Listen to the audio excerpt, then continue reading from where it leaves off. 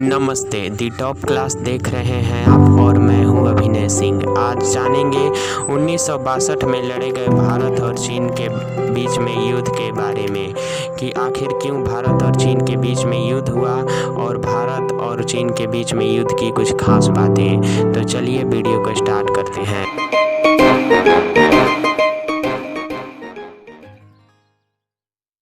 युद्ध में रक्षा एवं सियासी बलों के कारण भारत को हार का सामना करना पड़ा और पूर्व प्रधानमंत्री पंडित जवाहरलाल नेहरू की चीन पर आंख मूंदकर भरोसा करने का नतीजा भी था।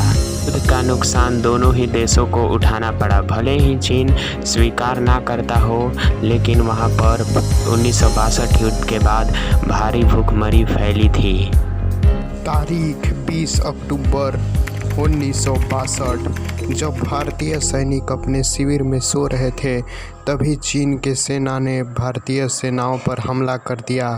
यह युद्ध 1 महीने तक चली थी और इसके बाद 21 नवंबर 1962 को चीन ने युद्ध विराम की घोषणा की और साथ में यह भी कहा कि जितने ज़मीन पर चीन ने कब्जा किया है उसे वह वापस दे देगा। लेकिन आज भी जो चीन ने कब्जा किया था ज़मीन, उस पर आज भी उसका कब्जा है। ऑक्साइड चीन के नाम से जानते हैं। उसी ऑक्साइड चीन को जो भारत और चीन के बीच में सीमा पड़ती थी, उसको मैकमोहन लाइन के नाम से जानते थे, लेकिन आजकल उसे LAC यानी लाइन ऑफ एक्चुअल कंट्रोल के नाम से जानते हैं। आखिर क्यों?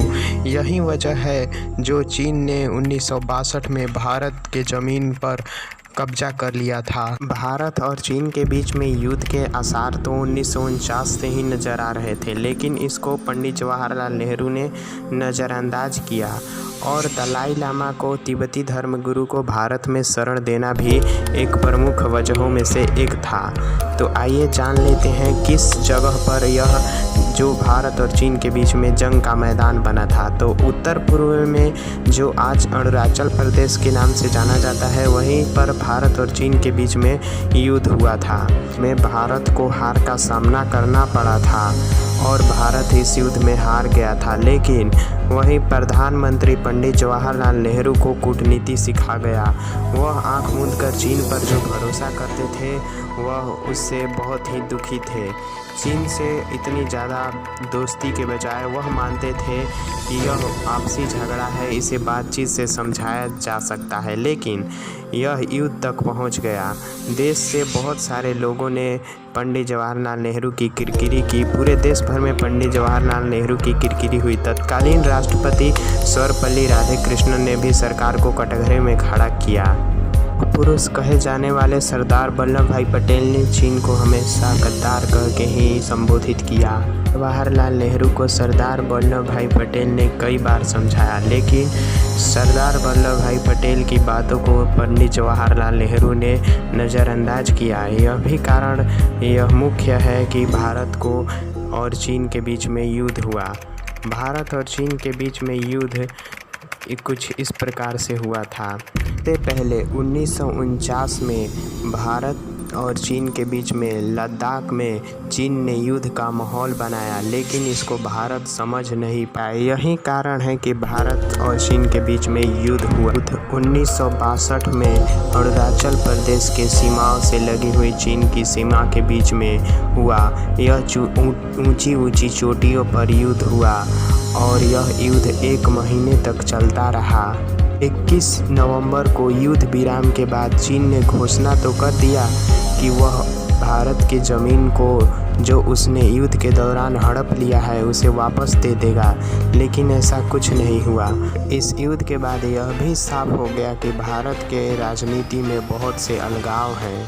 अब जान लेते हैं भारत के हार के कुछ प्रमुख कारण।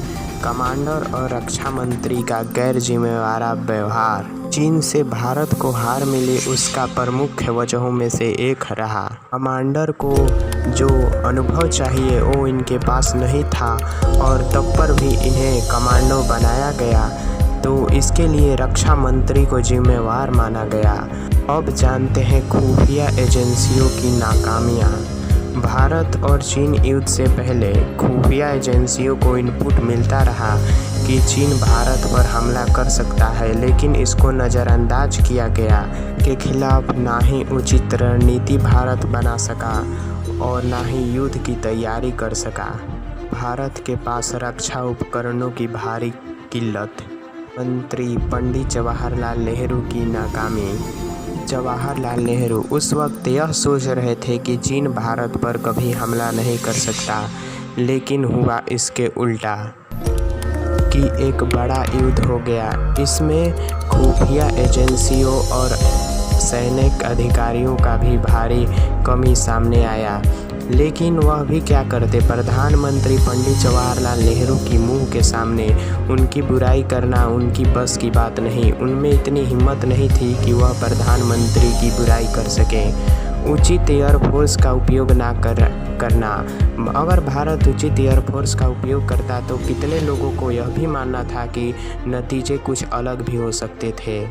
युद्ध में भारत की हार की आखिरी वजह यह तय की गई कि भारत के पास कोई सैन्य रणनीति और युद्ध की रणनीति ही नहीं थी। भारत युद्ध के लिए बिल्कुल ही तैयार नहीं था और अचानक उसको चीन के सामने युद्ध करना पड़ा।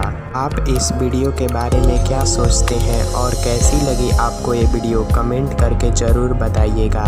मिलते हैं एक नई वीडियो में, तब तक के लिए धन्यवाद।